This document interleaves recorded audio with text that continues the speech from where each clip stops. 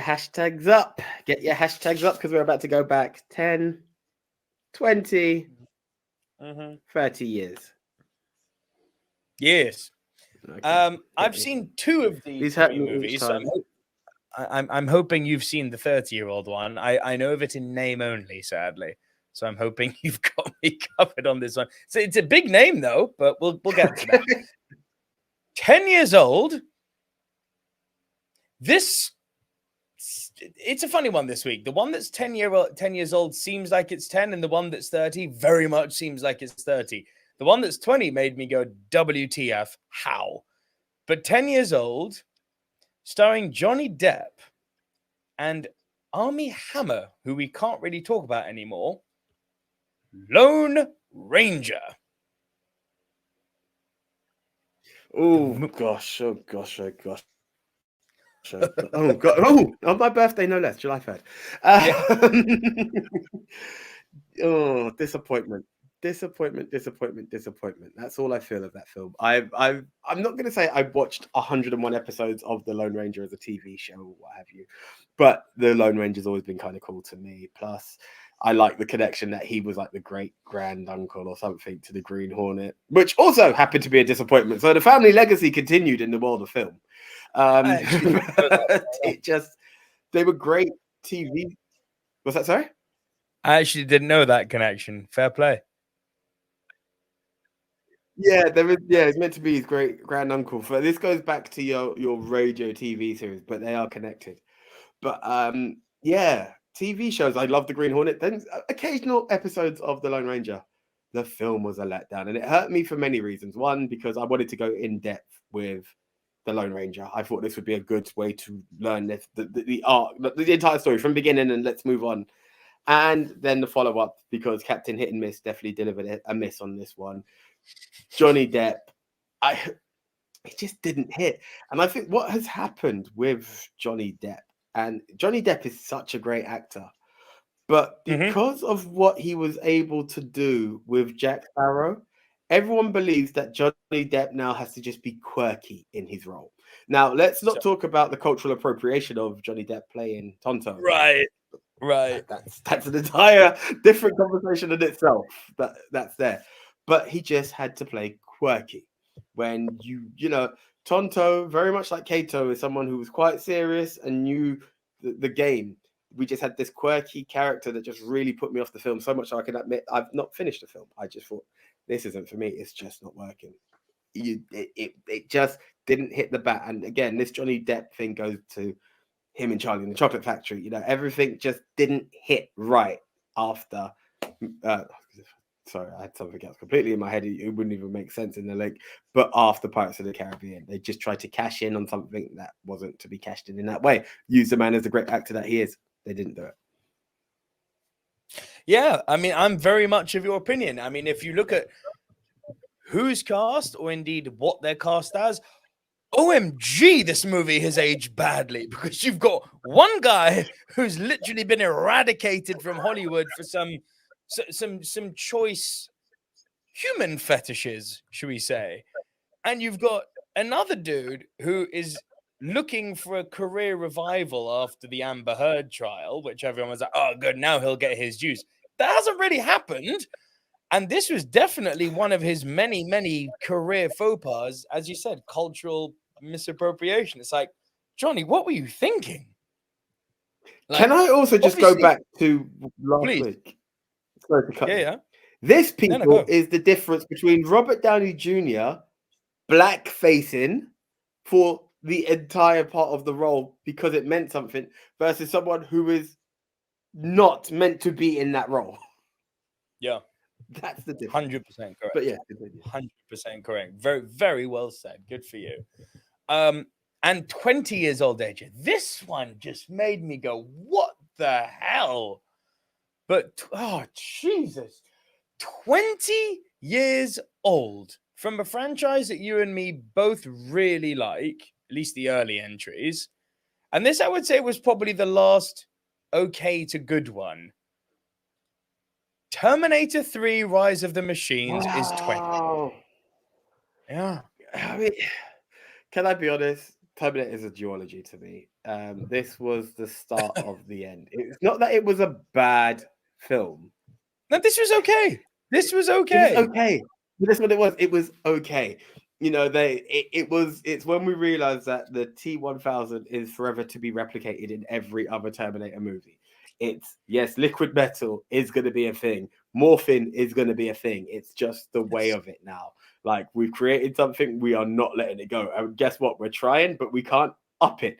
We gave you the best form of villain. We went from cyborg to mutated cyborg. We're done. I'm sorry. And that has been the ongoing problem with Terminator. It just seems to be copy, repeat, copy, paste, copy, paste, copy, paste.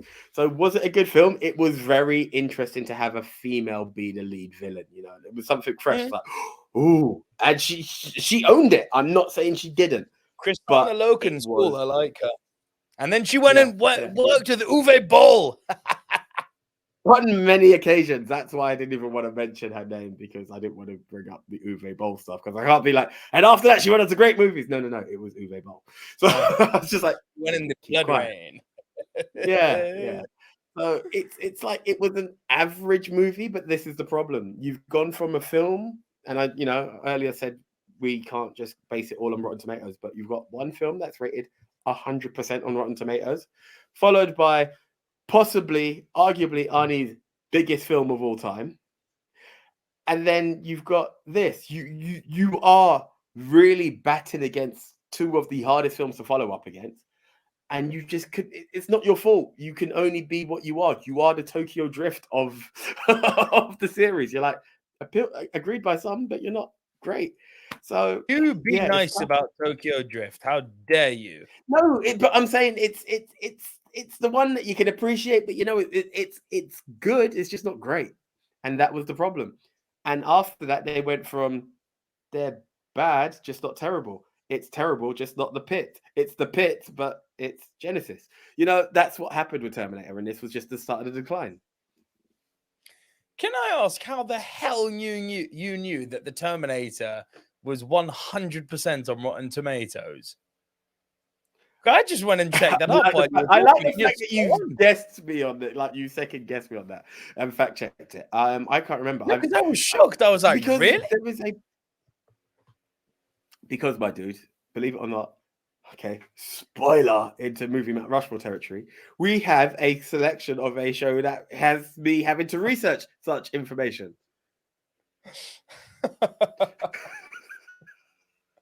Okay, I see where you got that. Well done. Well bloody remembered.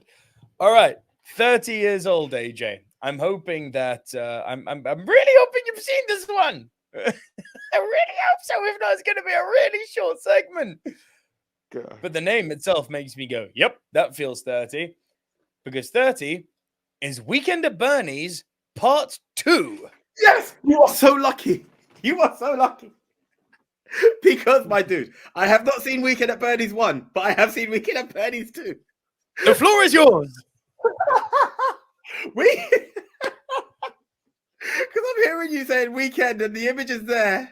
My internet had a slight lag. And I was like, please say 2, please say 2, please say 2. I have seen Weekend at Bernie's 2. And it's actually something I had quite a lot of fun with on Sky Movies. You know, it is a throwback, because when's the last time I had a Sky subscription?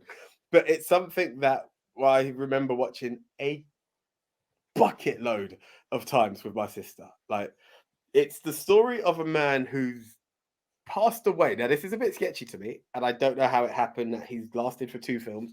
But Bernie is dead or in a coma, for better or worse. Yeah. Right? But he's the boss to these 2 guys, and they're meant to be partying at Bernie's. Now, what happens is you can't be in Bernie's house without Bernie. What we have found out is that if you play, like, put some headphones on, yes, kids, when you had the wires and they went over the head and there was a wire, and plug it into a Walkman. What's a Walkman? Go Google TDK. Come back to us next week. Right.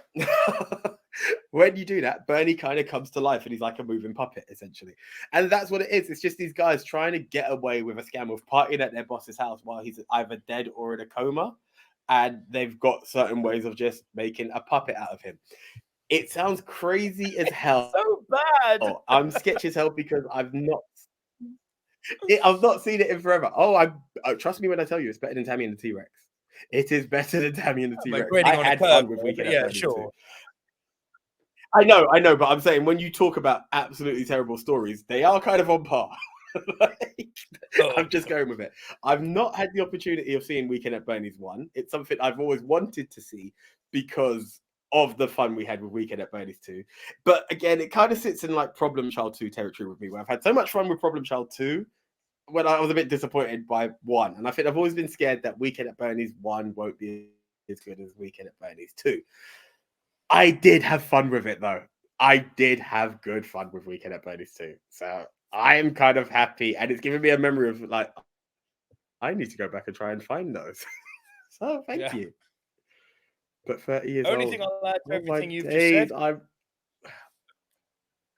I have only ever seen Problem Child 3. Oh, Never gosh. seen.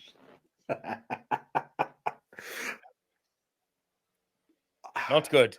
I would say do 1 then 2 because you'll really appreciate the magic of 2. Yeah, 3 is not Sure, good. sure. 2 was I've heard. fun. I don't know if it will age badly now. But that is it from Throwback Thursday this week, guys. Have you seen all of these classic movies? And which ones make you go WTF? Leave your thoughts in your comments below.